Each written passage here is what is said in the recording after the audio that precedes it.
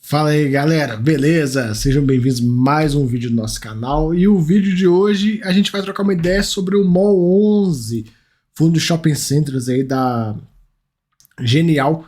Mais um mês acompanhando esse ativo, né? E cara, vamos lá, vamos ver como é que tá. Confesso para vocês que neste mês eu achei os resultados um pouco fracos, viu? Quando eu falo os indicadores operacionais e tal.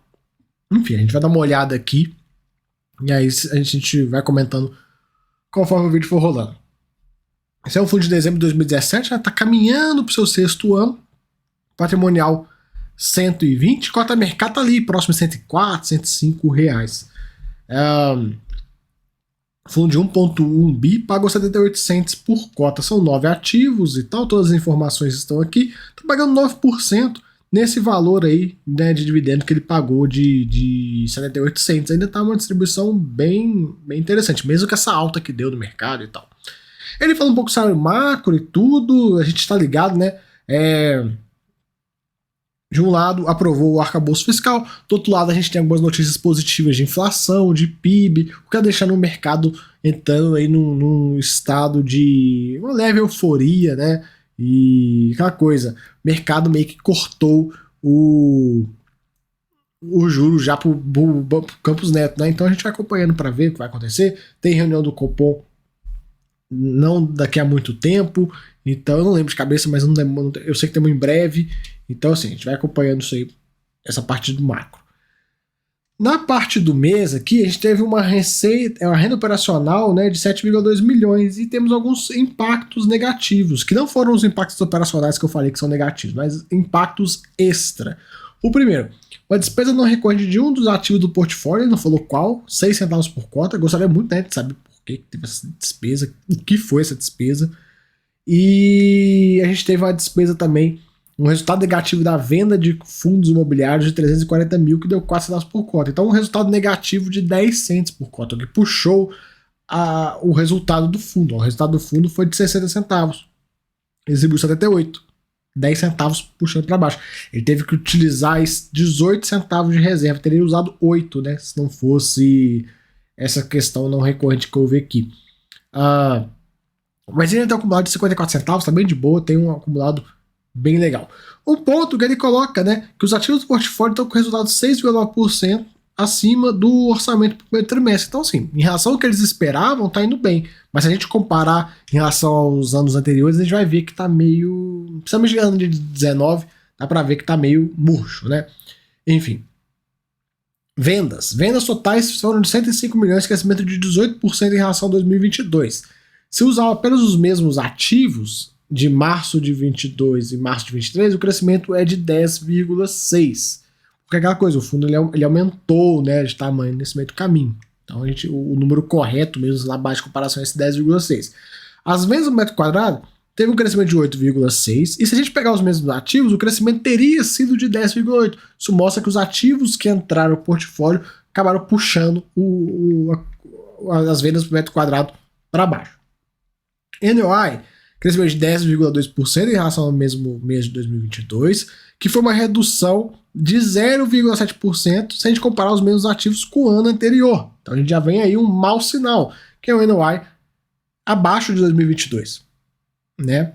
Já o NOI caixa teve um crescimento de 1,7% por metro quadrado, teve um crescimento de 1,7% quando comparado ao mesmo mês do ano anterior, e os mesmos ativos, uma redução de 0,5%. E a vacância de 5% da BR. Beleza. Né?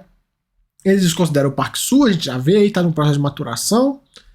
Aqui os resultados, né? Gerou 60, pagou 78, teve os não recorrentes, que ele nem coloca aqui, né? Ele não discrimina pra gente. Talvez seja a receita de despesa financeira, imagino que possa ser esse valor, mas a DE é bem meia boca, né? Base de resultados continua 54 centavinhos. Aqui cada um dos ativos, ele não é por shopping center, né? A gente vê ele até bem diversificado. Abertura de resultado, a gente consegue ver aqui, ó, as despesas, ó, de menos 17 centavos que ele teve nesse mês. Trade de FII, menos 4 centavos. Aqui a questão da reserva, que foi consumida, né, de 18 centavos, lá, 72 para 54. A liquidez é boa, isso aí não é nem dor de cabeça. Rentabilidade, eu não vou passar muito por isso, irrelevante. Os ativos do fundo, ele tem participação mista, né, ao mesmo tempo que ele tem que ele é dono 100%, que ele é majoritário aqui, ele tem algumas participações minoritárias. Né? O grosso é a participação minoritária. Eu gostaria de ver, né, num momento posterior, num futuro, ele comprando aí, de fato, participações maiores desses ativos, né? Comprando de fato, adquirindo o controle, né, dos ativos. Ou então, pelo menos aumentando. Né? Porque, por exemplo, 8%, 25% é bem pouquinho, né? 6%. Acho que dá para expandir isso aí, né? Enfim, claro, galera, até um ponto sobre isso, hein?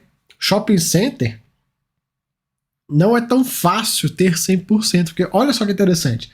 Olha esse ativo aqui, ó. Vou pegar Vamos pegar esse aqui, ó, o Suzão. 25% dele, 77 milhões. 100% dele é algo próximo aí de 300 e poucos milhões de reais. Já fica um montante grande, né? Então, você vê Madureira, 216 milhões. Então, para ele ter o ativo inteiro, é muita grana. Olha o Campinas Shopping, é quase 400 milhões o ativo inteiro.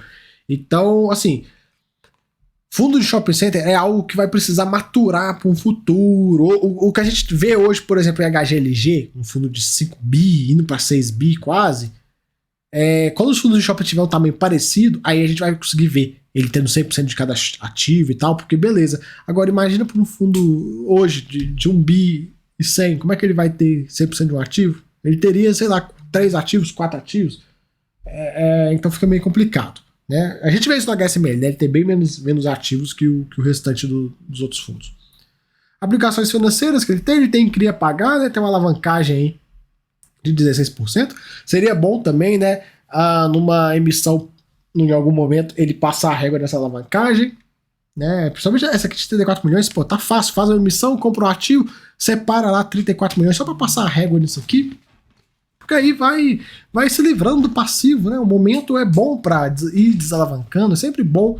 É aquela coisa, quando você não pode emitir, igual foi na pandemia, você usar uma alavancagem para comprar um ativo faz total sentido. Agora, no momento que você pode vir a emitir, se valer a pena, melhor coisa, passa a régua. Pega o risco do fundo, joga para baixo, resolve a situação. Ah, mas eu não quero pagar o CRI, ou o caixa tá rendendo muito bem, não sei o que. Cara, tem N opções, faz um hedge da dívida. Então, né, compra um CRI com a remuneração parecida, tudo casadinho, e faz um hedge da dívida.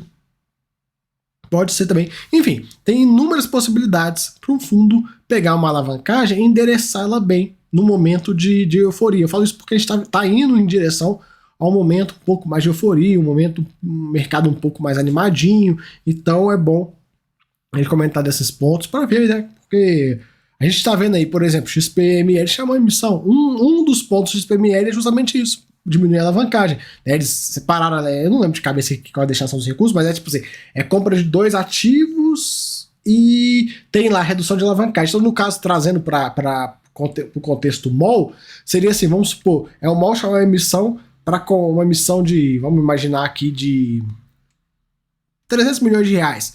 Aí ele compra mais 30% do Boulevard Freire de Santana, que é 100 milhões de reais mais ou menos, então ele vai lá, gasta 1/3 do valor da emissão em mais um ativo, aí ele vai e compra, sei lá, mais 40% do Parque Lagos, mais 100 milhões, pumba, e os outros 20% que sobrar dos 300, os outros 100 milhões que sobrar e tal, ele vai, compra mais um pouquinho aqui, sobrou 30, ele vai lá e liquida esse carinha aqui. Então assim, precisa entender as possibilidades, porque na hora que o MOL chamar uma emissão e colocar lá destinação dos recursos, aumentar a participação em 2 ativos do fundo, desalavancar, você já vai estar na sua cabeça o que ele pode vir fazer. Às vezes ele vai liquidar essa dívida, às vezes ele vai dar uma amortizada nessa daqui, enfim, mas você já fica mais ou menos por dentro das possibilidades, né? E fica um pouco mais tranquilo.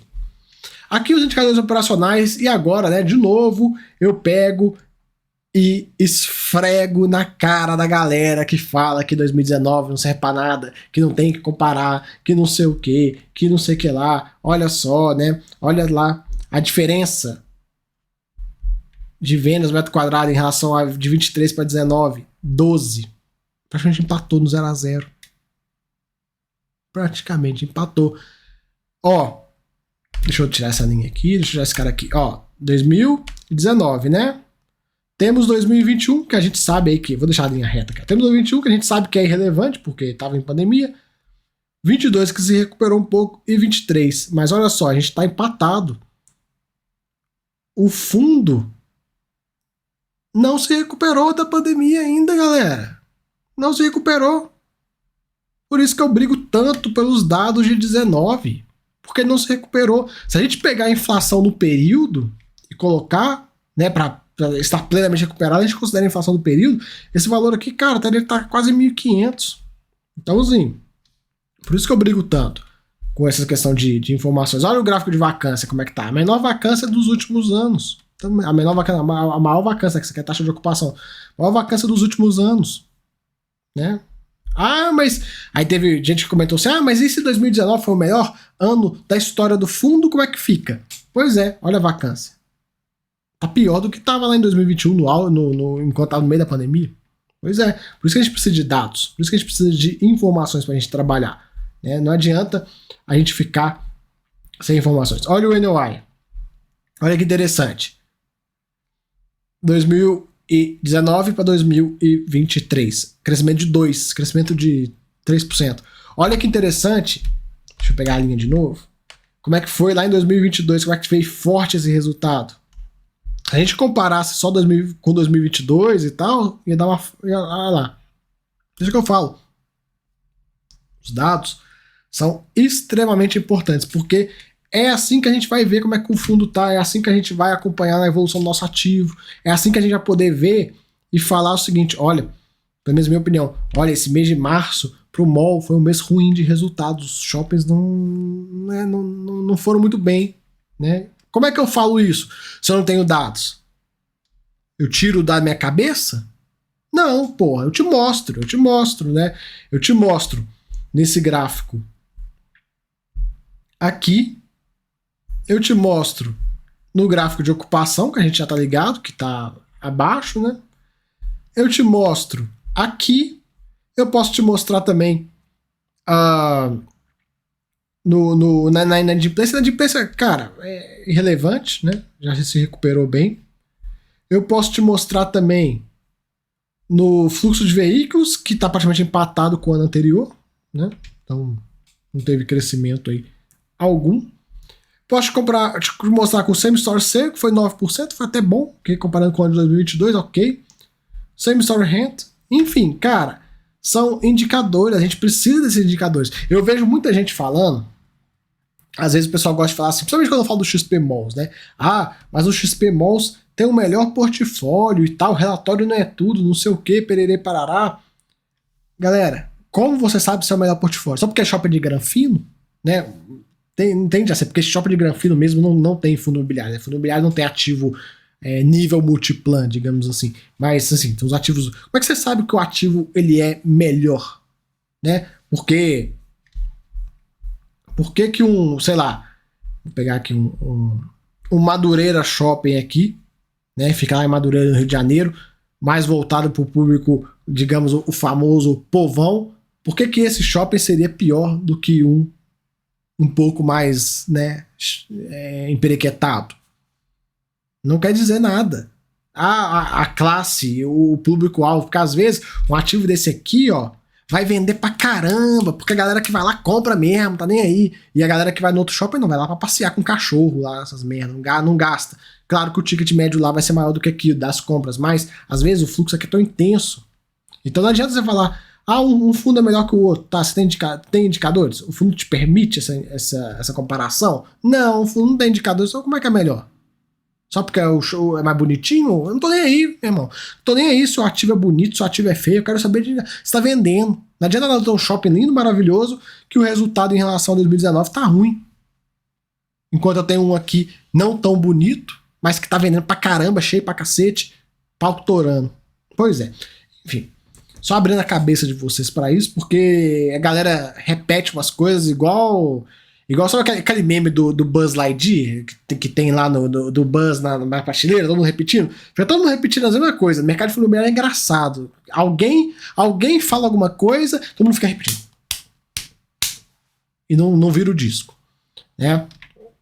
Essas questões aí. Enfim. É igual quando o pessoal falava que... Como é que é? Quem era, por exemplo, uma dessas, né? Que indo longe agora, hein? Que a emissão do Iridium, quem pagava não era o cotista que pagava, era o fundo. Só que o dinheiro sai do fundo. E de quem que é o fundo? É do cotista. Porra. Enfim, aí ficam repetindo isso, né? Enfim, vamos lá. Os números de cada ativo, cara, não tem muito o que falar, tudo em relação a 2022.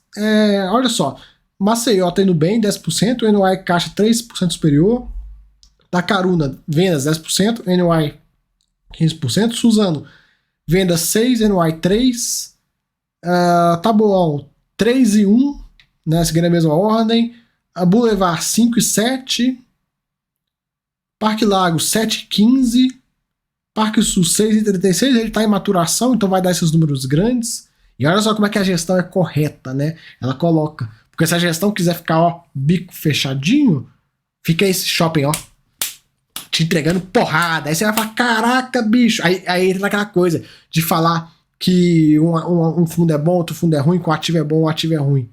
Se eu quiser te pegar dados e jogar para você, se você não souber interpretar, você vai falar, nossa, o Parque Lagos é o melhor, olha só, tá 36% superior.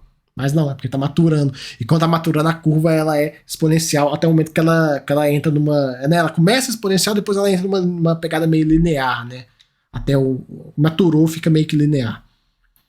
Madureira, 15 e 7. E o Campinas, que ele não tem informação porque ele comprou esse ano, né?